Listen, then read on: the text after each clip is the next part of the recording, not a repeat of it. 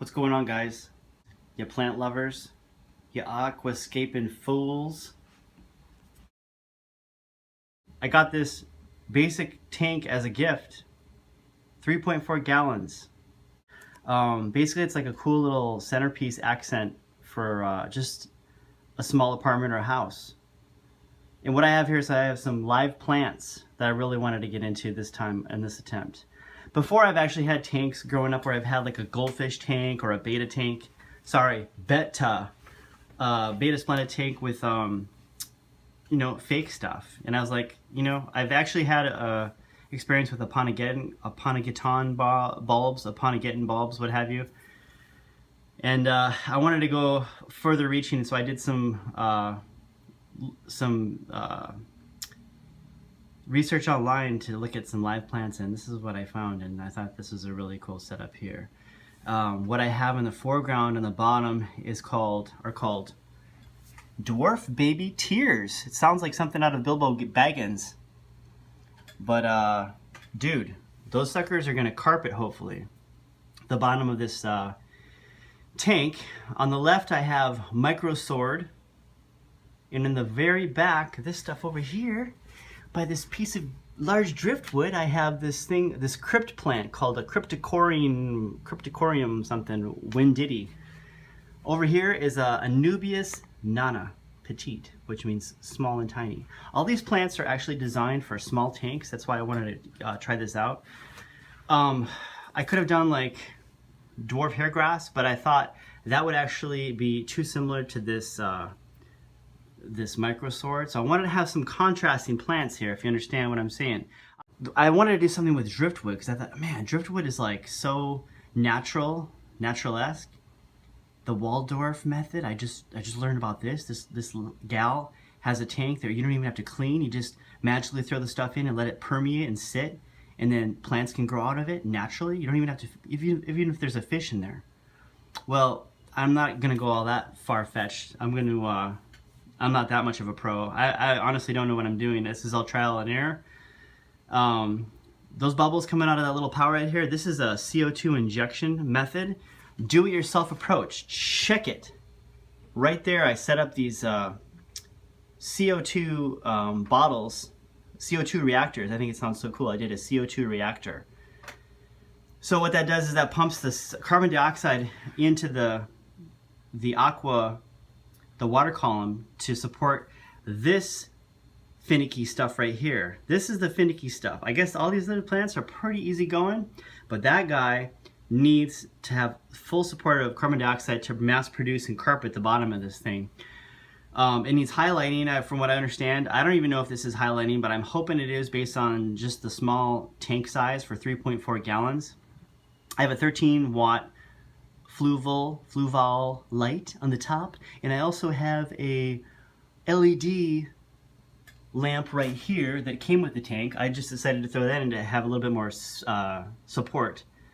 What I want to do is I want to get rid of this power head, the CO2, because it's totally in the way of the whole look. Start dosing with this stuff I ordered in the mail called Flourish Excel, Seachum Flourish Excel, which will put carbon back into the water, and the plants will use it at night to convert it for photosynthesis and sustain itself. It's crazy stuff, guys.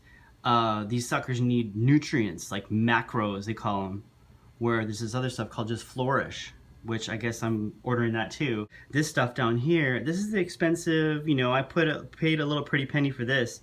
This is Aquasoil Amazonia, guys. This emulates the actual conditions of the Amazon River in South America, and it will support all this kind of these cool plants. So the idea is I'm gonna have this, I'm gonna cut it up after it starts equalizing in the tank and it gets used to my conditions. I'm gonna take pieces out, I'm gonna put them all over, and then they're gonna hopefully multiply and then have a beautiful carpet down below here. That's the hope. Once I take this out, I hope it's gonna keep if I can start dosing with these nutrients. What other things can I mention, guys? That thermometer, that red thing is such an eyesore. Even this filter, excuse me, the heater here. Here's the deal. I think I might put a sticker thermometer on there. I don't know how accurate they are.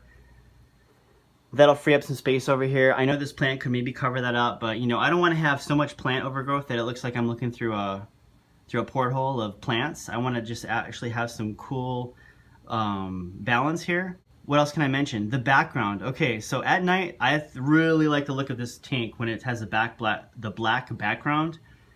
I know some guys online have said they've painted it literally with paint, and I guess you can scrape it off or whatever, but to me that just seems kind of a pain. So I found some black tag board at an art supply store that I actually had laying around, and I actually just clustered it up and I put it back here, and literally the filter and the heater and the lights are holding it on. I don't even have to tape it on.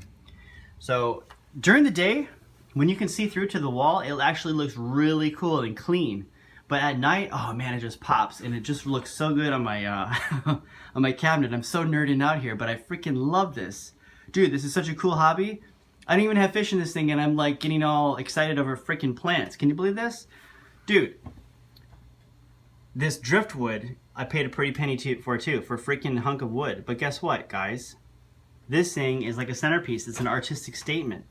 I wanted to mention this. There's this little weird white stuff growing on here. You see that? You see that? That is actually white hair algae from what I've been reading about. I have to do some research to figure this stuff out because I'm not as smart as some of these chemists and these biologists, but I try. And what I found out is that it's eating the sap, the sugars that's coming out of the wood before when it was harvested. So yeah, I had to soak this wood, dudes, guys, gals.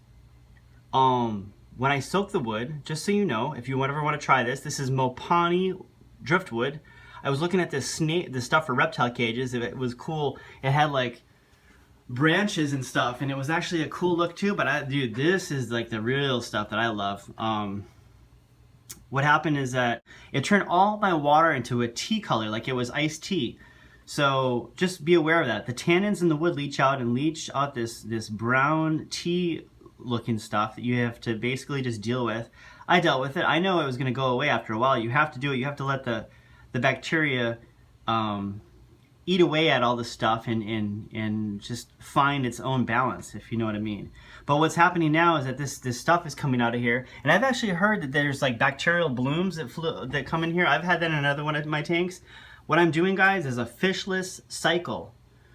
So what that means is that you have three poisons that are going to kill your fish before you put your fish in. You have ammonium, which naturally occurs with fish waste, which you can control, by two other bacteria that actually will form naturally and need to coexist with this tank to sustain happiness and healthy qualities. Nitrites and nitrates are all found out to be found on this. This is the API Fresh Water Master Test Kit that I purchased, and what happens is the ammonium levels will go up, and then the nitrites will start forming and eating that ammonium, and then the nitrates will start forming and eating the nitrates. And then as soon as everything is equaled out, all those levels will go back to zero, and then you can put fish in, which is really cool. So my idea was I was gonna have a nice red half moon beta or some awesome fish. I wanted to just use a more colorful word there, but I have kids and other kids could watch this, so you know. Have a cool fish in here as an accent. You see how that red thermometer is? But if that was a fish and it just swam around, that would be pretty cool. But I heard that because the water current coming down off this back of that filter back there, see that little waterfall?